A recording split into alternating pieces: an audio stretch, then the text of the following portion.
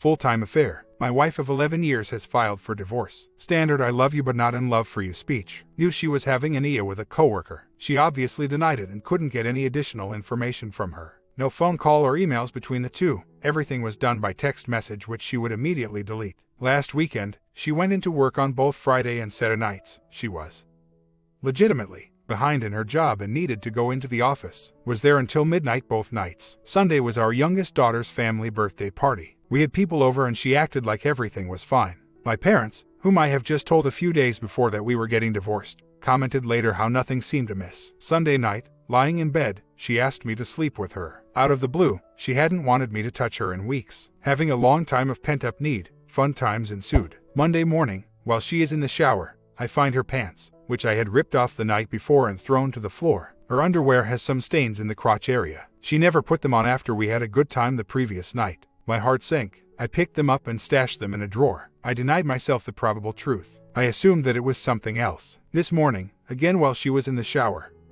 I sync her iPhone and grabbed a copy of the text message backup file. Just got a chance to go through it now. This night will haunt me, realizing that there are gaps, since she deletes all messages, and not having date stamps on the texts. It paints a grim picture. Started with references to a kiss or two, then along to I like your thing, and I found one that said, did you have a good time? Nice. Plenty of other babes, loves, and other terms of endearment. I've requested the underwear sample be tested for semen and compared to my DNA to ensure it isn't mine. Once I have those results back, week or so, and assuming it is positive, exposure. In the beginning, my STBXW said she wanted to keep it amicable for the kids' sake. We have 4 children. We are still early in the proceedings. She has her lawyer. I have mine. I haven't been served yet, but that is at any time, although my lawyer will request that it be served to his office. My main goal is that I keep joint legal custody of the kids. If we go to court, that option is taken off the table.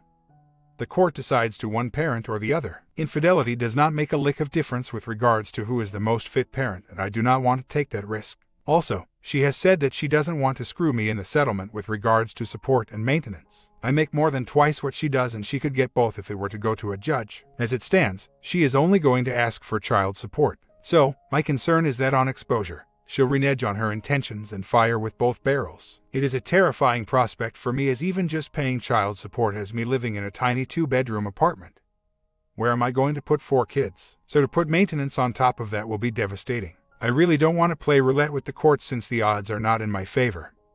I want to be heavily involved with my kids. Also, exposing to their workplace might very well end up in getting my STBXW fired. Her income drops to 0, my financial obligation goes up. The funny thing is, at this point, I still want to save my marriage. I know to do that, I need to blow it up, which is why I will do the exposure. But I am so conflicted it is tough to think straight. My initial plan is to wait until we have a preliminary agreement drawn up and approved by both of us and the lawyers. Once that is done and filed, then expose. She could at that point ask that the preliminary agreement be modified, but hopefully the expense of doing that, full-on fees, and the desire to see this done will prevent her from doing that. I hate to have to put the kids through this. I know the OM has a long-term girlfriend. They have one son together, who actually works down the street from me. However, I have no good way of contacting her to pass along the news. Note that the semen sample will only prove it is not mine. It doesn't prove that it is his.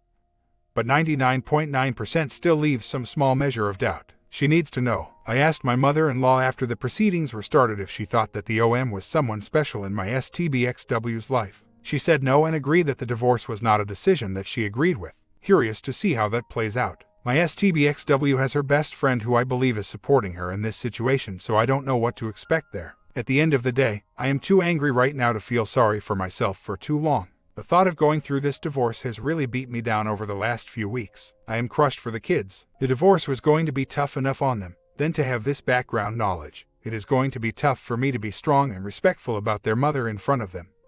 Maybe I'm wrong and the sample will come back negative. My plan is that we sell the house and split the equity. I'll need it to get back on my feet. She'll probably offer a trade-off where she keeps the house and I keep 100% of my retirement account. It is pretty much equal to the equity in the house. In my worst-case scenario, she'll try and guilt me into it, since by forcing the sale of the house the kids will have to move from their friends and out of one of the top school districts in the state. She still hasn't told me what her proposed settlement is. She is back at work right now, so I don't know right now. Her initial proposal to me when she said she would file for divorce was that she would only seek child support, to the maximum allowed of course. I understand and am fully prepared to fulfill my obligation to my kids. Exposure should hopefully change that last point. She just got home, just finished a long conversation. Heading to bed after this, talked about generalities about the divorce. The subject of the OM came up. Let's call him Jeff, since that is his name. She again insisted that there is nothing going on. I asked about all the deleted texts. Her response was that it was either about work or inappropriate joke texts that I would take offense to if I saw them. Talking about having a good time is pretty offensive, I suppose. She also said that she could never be with this guy. He has a girlfriend and a kid.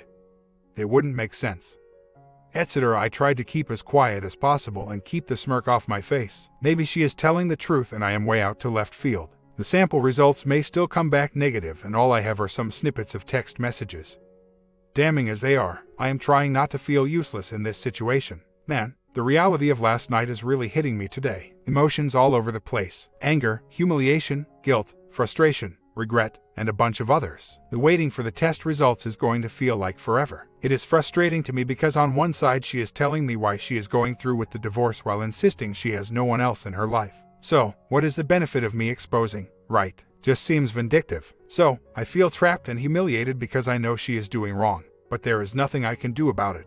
And she wants to keep it amicable for the kids. Don't see how I am going to deal with this and get over it right now. Too much conflicting thoughts in my head. Actually, my exposing it to the workplace might not only get my STBXW fired, but the OM as well. Since he has a girlfriend and a 2-year-old to support, it wouldn't be right for me to cause her and her son financial hardship.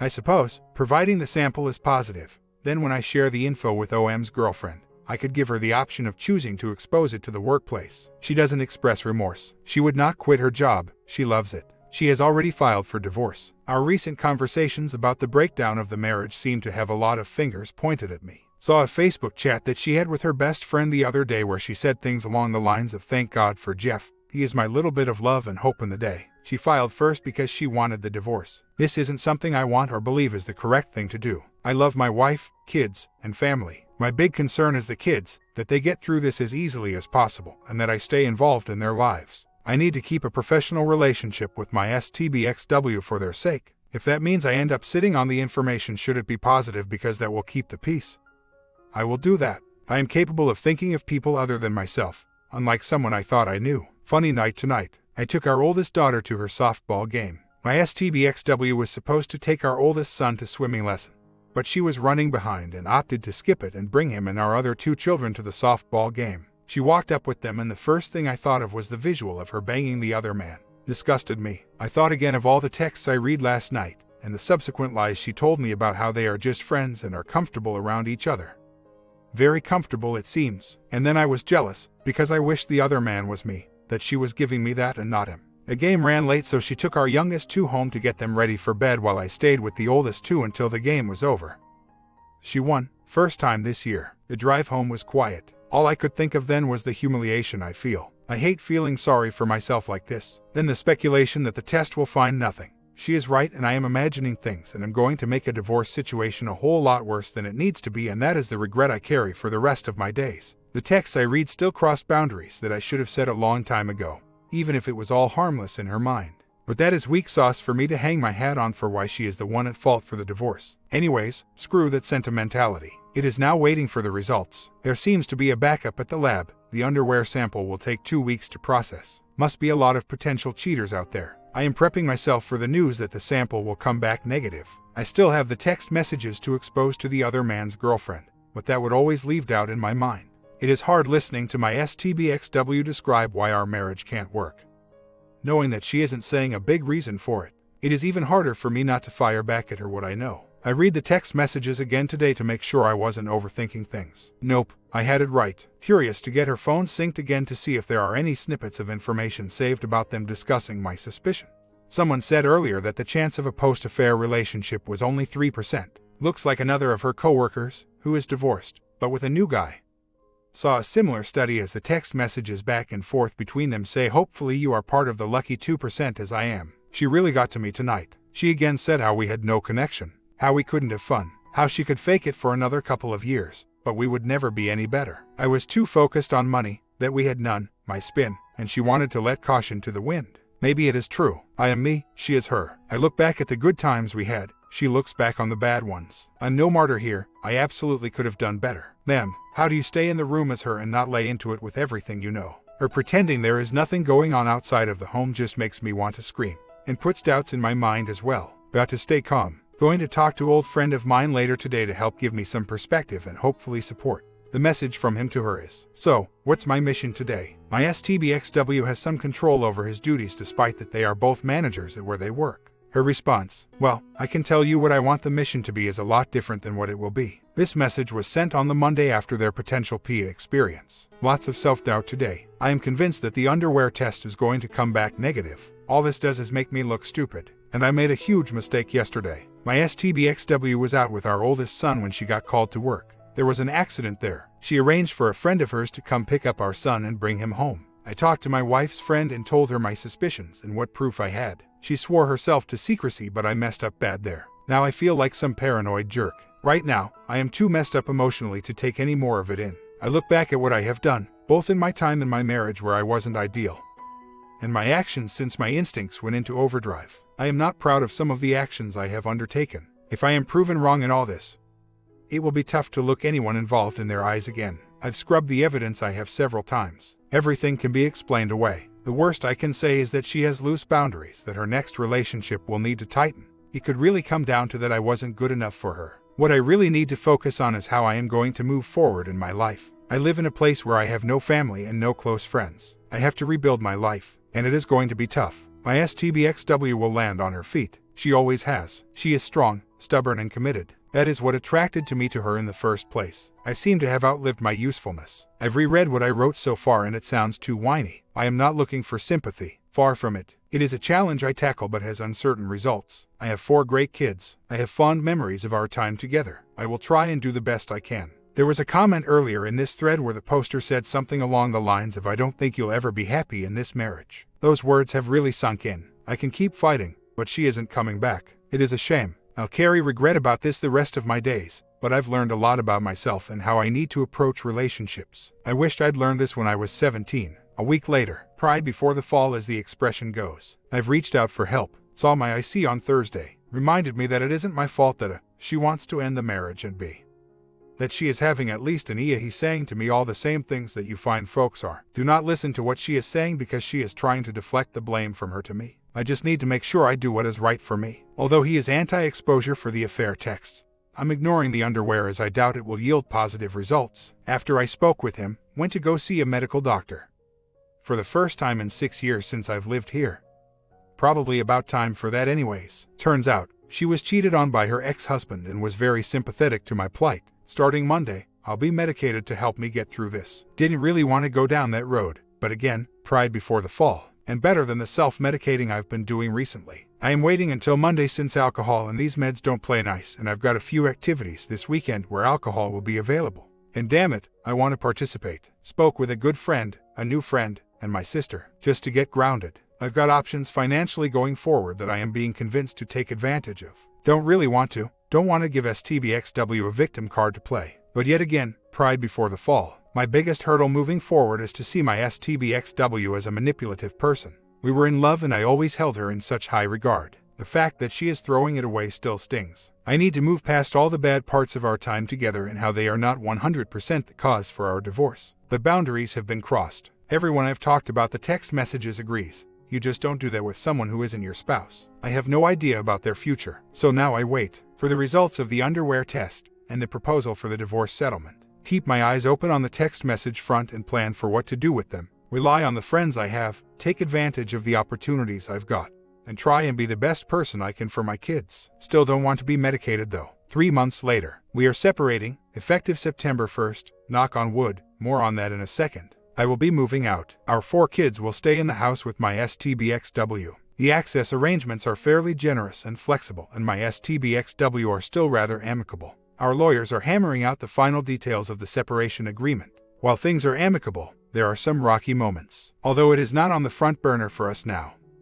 The whole Jeff situation never really got fully resolved. She broke off what they were doing, but still remain friends and work together. She still has feelings for him, calling him her soulmate to a friend, but realizes that he isn't leaving his girlfriend anytime soon. So, she is looking elsewhere. Profile is already up on dating sites and has already received a chatting partner. She doesn't know I know this. My moving out is another sore point, specifically the location. Initially my plan was to rent a 2-bedroom townhome that was close by.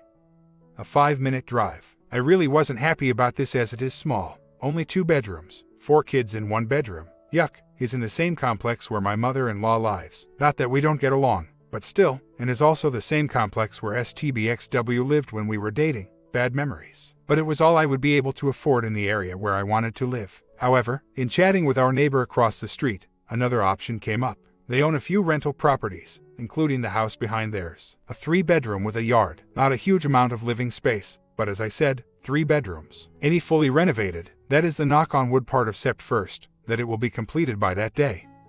If not Sept 1, then shortly thereafter. And because our neighbors like and trust me, they are cutting me a huge deal on the rent, 25% less than they would have rented it for. Budget will be tight, but well worth it. Our separate houses would be separated by our neighbor. STBXW is aghast. This isn't a true separation. The kids will be confused. They will always want to come back to her house, etc. And that I told the neighbor, so now the gossip starts. I must tell the story different than she does. Everyone she talks about what is happening says that I am doing the wrong thing.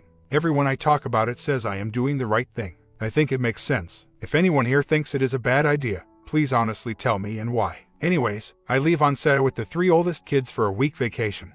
It is an annual tradition in my family that we go to this spot and have made many friends there over the years that we are looking forward to seeing. STBXW will not be coming this year and will stay behind with our youngest. Makes the most sense, I suppose. The other kids are looking forward to it, and the youngest is still too young to get anything out of it. Once I get back, start packing up and moving out. A note on why we are doing separation instead of straight divorce. Initially, it was going to be divorce, but then she waffled a bit on it. I called her out on Jeff and there was a brief period of reconciliation, but it didn't last on her part, so divorce was back on the table. Unfortunately, by this time, it would have been too late to get the house on the market and find suitable accommodations elsewhere in the school district before school started. There are not a lot of places to live here. So, for the benefit of the kids, I opted for separation so they could stay in the house. I have very few, illusions that this will not turn into divorce in the spring. I've been doing my best on the 180 since we decided to go the separation route. While I haven't gone out a lot with friends, I occupy myself at home after the kids have gone to bed and pretty much ignore STBXW. This doesn't seem to be bothering her, so be it. Once I move out, I will be getting myself involved in a lot more activities and move my life along. This thread is where I will be coming for advice on how to deal with my STBXW and the 180. I want to make sure the kids are taken care of, but I do not want to be on her beck and call every time she needs help with them. Take for instance yesterday. She is short-staffed at work and has fallen behind on some things that need to get done immediately. She asked me yesterday morning as we are all getting ready if I can leave work early and pick up all the kids from various camps, daycare facilities so that she could work late. I eventually agreed to do it, but once I move out, the answer will be no. She wants to do this, she can deal with the consequences. But I have to balance this because there might be times where I will need help during my time for unforeseen reasons. My STBXW is the only person I can call. She has her mom, her aunt, various cousins, her best friend, etc. she can lean on. I don't. She also proposed that we go out once a month. I've told her I don't think that it is a good idea and left it at that. So, in conclusion, I am looking forward to moving on. I have bad days and bad moments during good days, but that is to be expected. I will be coming to provide updates on the types of communications between her and I and ask for advice on the best way to handle it. Answer questions as I've glossed over a lot of things here. Provide insight. Anything really. I committed to renting the house a while ago, despite her protests. I'm signing the lease tomorrow and will also get a better idea of the status of the renovation. The backyard is screaming to have an ice rink built in it. Something I've always wanted to do and I am excited to give it a try. The test, that came back negative. While she doesn't know about getting the test done, I asked her if they ever had slept together. She insisted no, that it only went as far as the one kiss. Plus dirty texts. She said her morals would never have allowed her to sleep with him. I left the question unasked of when were your morals planning on kicking in based on what she had done. I can't prove it either way and at this point I'm not really interested in finding out. As I said, this is almost certainly going to end in divorce. If there ever is a chance of reconciliation though, all the Jeff cards need to be put on the table and the boundaries set a lot different than where she thought they were. But that is so far down the path of likelihood it isn't worth the electrons. I do get better these days about erasing the mind movers I have of them together and the jealousy I felt that he was getting the best of STBXW instead of me. Still bugs me from time to time. I'm going to have those feelings all over again probably now that she is actively looking to date. I can't even think about investing the energy into another relationship at this point. but as STBXW told me, she's been disconnected from me for years, so she's further along the path. She's not pissed that much right now. She just wants me gone. I'm looking forward to being gone too, just so I can see if I can move on. The changes I'm making have and will require a lot of work and effort and will fail from time to time. What I have to, and have everyone here remind me of, is that the strength required is worth it. I keep false hope out of my mind as much as possible, but it still creeps in from time to time. I need to move out to help with that. We obviously told the friends we have at the vacation spot that STBXW would not be there and I would bring the 3 oldest. The outpouring of support has been great from them, don't worry. We'll help take care of the kids. If you need anything, we're there for you. I'll bring extra beer and wine. This will be the greatest vacation ever. Today is a bad day for me so far. STBXW is dressed to the nines and is excited for a work party tonight. She's got her potential new guy ready to go and is telling her friend that she is in a good place. I realize again that I am starting from scratch. I never wanted to lose her and, like many people here, see so much potential in the relationship and our future that it is a shame to throw it away. It really hurts that someone else is going to come in and get the benefit of everything we had worked for to get to this point. Got to try and stay positive. Signing the lease at 9:30 this morning. She didn't see it as cheating what she did, that I can prove. Just someone gave her attention when she felt I wasn't into our relationship. Easy for me to say that I was always into our relationship on here. But it obviously didn't come off that way to her. I look back at a million different moments in our marriage where I could have done something different and better. Then maybe we wouldn't be here. Life is tough and complicated. You try and do what you think is best based on who you are. We didn't communicate enough, so this is the end result. I try and keep positive now because I understand that lesson better now. Doesn't help with the regret about the past. Change is tough. I really need to move out so I don't have to see my STBXW anymore and keep thinking about the history between us. I look at my STBXW and think, of course she'll be dating in a few minutes. Look at her. Who wouldn't want to be with her? Meanwhile you think to yourself, I got dumped. Clearly, I'm defective, and the best thing that ever happened to me is walking out the door. You can't believe that they can move on so quick and forget about you. For me, it is going to take time. For her, not so much, I guess. As I said, she feels that she has been alone for a long time now. So it is easy for her to start something new. One of the greatest things I heard on here in my other thread was someone telling me whoever is getting the goods pays the freight. I've been paying that freight throughout our marriage. Maybe not the way that my STBXW wanted, but all of her needs were taken care of and we have 4 great kids. I moved to this town, country at her behest, and now I am stuck here because I am not leaving my kids behind to go home. I work at a job that I never really liked because it provided the financial security we needed, but I wasn't getting the goods. Let her new relationship take on that responsibility and see how it goes. Maybe it will be fantastic. The new guy is a knight in shining armor who can do everything I couldn't. On my bad days, I feel like that is the likely scenario. But, hey, it is 9:30 now. Got to go sign the lease and check out the house renovations. Lease is signed and September 1st is looking good. The house is a little different than I remember it from the first time I saw it, but I'll make it work. As for the timeline, we married, lived in Canada. Where I am from, she hated it there and all our friends moved away. She wanted to move back to the States. I agreed. I never made friends down here and didn't like my job, so I became frustrated. She saw it as a sign of not caring about her. She started working and met people like her. Jeff called her beautiful at a happy hour work event. Things moved on from there. She told me she wasn't happy and that I wasn't happy either. I told her she was wrong about what I was feeling. We went to MC and the therapist told us we had lost the connection. She latched onto that and said you're right, but didn't listen to what needed to happen to reconnect. She filed for divorce. Brief reconciliation. Still wasn't happy with me. Refile for divorce. Doesn't make sense, so we'll separate. I get a rental house. That's a terrible idea. She makes a profile on a dating website and finds a partner. I sign a lease. To be fair to my STBXW, she had approached me a couple of times about how she was unhappy. I always responded with redoubling my efforts to be a provider. Money was always tight with the ever-growing number of kids, so I worked more hours for promotions. Cut back on extra expenses, etc. That is not what she wanted. She wanted to go out more frequently. She wanted to have more frequent family times instead of the annual vacation that I always took as a kid and wanted to recreate for my family. It was all about communication. We didn't do it. Now the price is being paid. When our first child is born, she was adamant that she didn't want to go back to work. She hated her job anyways, and with maternity leave being 50 weeks in Canada, we worked it out. It required us having to move and me to change jobs to a higher paying one, but it was for the best. I latched onto the fact that she wanted to stay home with the kids and did all that I could to make sure it happened. I never considered that she wasn't necessarily happy with it. We had our second child. I worked at a job that had an hour commute each way. And all the friends we had got involved in their own lives and moved to where was best for them. She was left alone, which prompted her to want to move back to the US.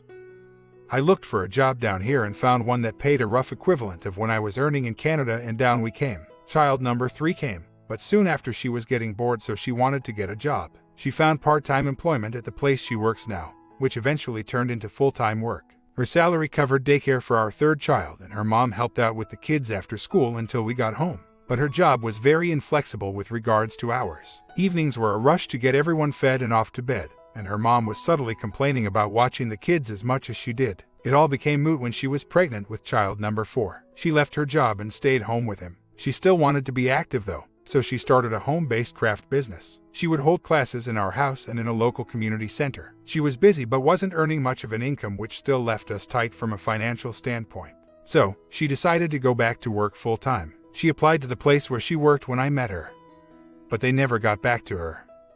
So she reapplied for her old job. I was against it because of the inflexible hours she worked before, and secretly because of Jeff.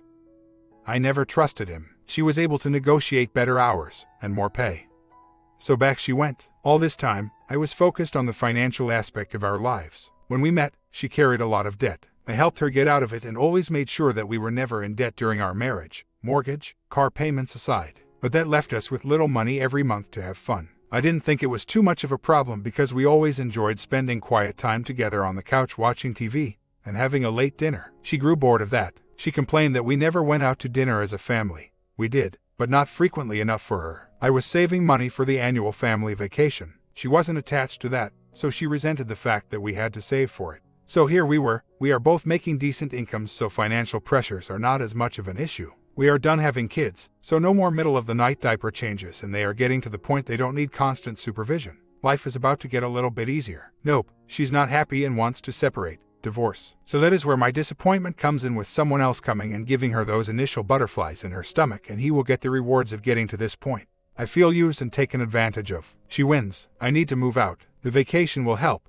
but I need to separate from her. She enjoyed her work party last night. Got a little crazy. Reminded me of the fun times we had together. But now I don't get. She was texting Jeff about the good times at the Christmas party and the picture they took where his hand was on her butt. She's simultaneously texting her new guy about how she is looking forward to meeting him. Meanwhile, she's telling me she has no plans for dating. Screw her. Easier said than done though. Weeks later, vacation has been great. Weather has cooperated and the kids are having an awesome time with their friends. I've found myself wishing I had someone here to share it with. My friends here have been great, helping out, making sure the kids are taken care of, and we've had a lot of laughs after the kids have gone to bed. However, at night lying in bed, all I think of is what my STBXW has been doing. Mind movies are back, and now tomorrow I'm heading back home. I am not looking forward to seeing her and have all the memories flooding back. Reminds me that I've still got to get packed up and move out. Also, she is going to want to know how the vacation went. I am going to have the kids tell as much of the story as possible. But there are going to be things that they are not going to be able to answer. I don't want to be a jerk by not answering, but it is also kind of none of her business. You know, and again, the hurt I feel that I am being thrown away so easily by her. Moving out will help, but I need to stop thinking about her even when we are apart. I have today, tomorrow, and Wednesday off work and need to pack my stuff. My STBXW has helpful while I was gone and boxed up a lot of stuff she doesn't want anymore. Plates, cups, and gifting it to me. Thanks. Looks like Jeff is back in her sightlines also. I need to remove myself from this situation. House might not be 100% done for September 1st, but I told the landlord I'm moving in that day anyways.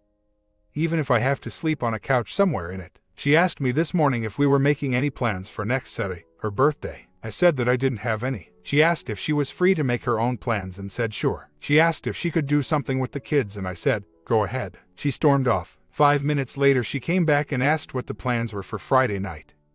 It is our oldest daughter's softball banquet. I said I'm going. She got annoyed, saying that if I was going, she wouldn't, and it would be up to me to tell our daughter that her mother wouldn't be going because of me. I told her I had no problems with her coming as well. She responded along the lines of, you really want to spend 4 hours with our daughter's friends' parents pretending everything is fine. I said sure. She went off again about how these people would rather spend time with her than with me.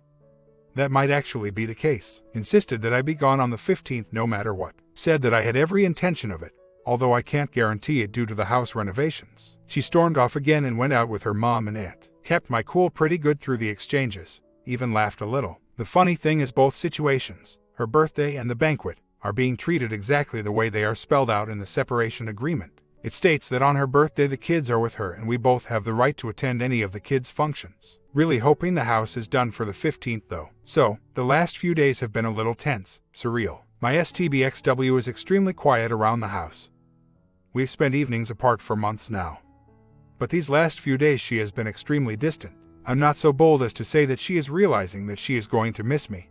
I doubt that now at this point. I guess the full reality of the situation is hitting her. It's hitting me too. But you know what? I'm good. I've been able to look back at some of the things that we never got on the same page on, and instead of me saying why didn't I do more, I'm also thinking why didn't she do more? These are lessons learned for my next relationship. New house though is still hopeful for the 15th, but no guarantees. Really hope it is though. Need to move out and on. Wanted to provide an update, both good and bad. Finally got to move into my new place on September 16th. Went smoothly for the most part, although at that time my new place still was not finished construction. But it was livable enough that I could crash there until I left for a trip on the 18th. Believe it or not, there is still some small work to be done to the house to fully finish it off. And the furnace currently isn't working, and it is cold here at night these days, but this isn't a renter's, landlord relationship site. So I'll stop there. The kids are doing as well as can be expected so far. They spent their first night in my house this past Friday, and next weekend will be over for the entire 3 days. As for my STBXW, doing my best to keep the 180 up. Only see her when necessary to transfer the kids, and even at those moments only talk to her about very specific topics related to kids or finances during the separation. Outside of her, trying my best to keep busy, still putting things away in my new place and getting things set up. Had the kids back in Canada last weekend for Canadian Thanksgiving and saw some old friends. They have 3 kids and the 7 of them combined had a blast playing together. Bowling league has started and just got in contact yesterday with the league commissioner for the City Squash League. I essentially stopped playing squash competitively when I got married. Mentioned before about building a skating rink in the backyard, this Sunday when I've got the kids. We'll all go out there and start measuring, calculating the leveling requirements and marking stakes. Still looking into cooking classes once the squash schedule is made available to me. I don't know what nights that league plays yet. What haven't I done well so far? I'm trying to stay detached from my STBXW and just deal with facts when talking to her. But I can hear myself delivering it in a rude tone of voice. That's not the impression I want to leave with her. Rather, I need to be a little more upbeat about it. Not that I am missing her. In fact, right now the feeling I have the most when I think about her is anger. Anger that I followed her around and eventually down here. That I am stuck here because of her. Angry that she didn't want to work on our marriage and only focused on what she considered the bad times. She felt we'd lost our connection. And is happy enough to ignore all the good times and memories we shared. Also have got myself in a situation that I need to be very careful with. I've met somebody. We've gone out a couple of times and have really connected well. I've explained my separation and where I am in the process. She'd actually been burned before by dating someone with whom she got very serious over the course of a year, only to have him go back and reconcile with his ex-wife. So, we've both agreed to take it very slow and see how things play out. I am conscious to make sure that I am just not looking for someone to fill a relationship void. I was actually looking forward to being on my own for a bit. And with alternating custody schedules between her kids and mine, we will not be seen with each other in any of our kids' presence until we are sure this is a committed long-term thing, and we are obviously very far from that point now. I still am alone most of the time. What is annoying me now are her Facebook postings. They are these inspirational quotes about how you need to leave behind the past and live the life that is in front of you. How you hope there is a soft landing after you take that next step. I see these things, and our mutual friends see these things, and it paints me as the bad guy. I'm almost tempted to like the status as a duck you to her. So, it appears she will file for divorce this week. She is doing it out of spite and not logic. She is only screwing herself by doing that. So be it. Signed the summons and PSA on Tuesday. Now we wait a couple of weeks and it is all over. Really angry today. Her life doesn't change that much. I'm losing everything I worked for in the 15 years we've been together. Sure, I obviously have 4 great kids and I enjoy the time I have with them. But she gets the easy path. I'm starting over from scratch. I know I've said all this before, but today again I realize that I am here only because of her, and now I'm left with half my paycheck and a few measly sticks of furniture. And she wonders why I don't talk to her when I pick up, drop off the kids. What is she expecting me to say to her? Bloody hell. Horribly depressed right now. Christmas was always my favorite holiday and I'm sitting in my house. I have the kids this weekend. That is bereft of decorations save for a tree and some cheap ornaments. Can't afford anything else right now. Meanwhile, at my old house, which I am over at all the time with kid transfers, is all decked out with the family decorations accumulated over the 15+ years we were together. Brings back happy memories and hurts that it is all gone now. It is days like today that I feel that I don't have the strength to start all over again. So, my ex-mother-in-law was always the one to help out with the kids since we moved here. She got the oldest ones off the bus, then picked up the youngest daughter from preschool and kept them entertained and fed until XW got home. She'd been doing it for years, even when we were still married. XW relied on her a lot and still does. Unfortunately, she had a stroke this weekend.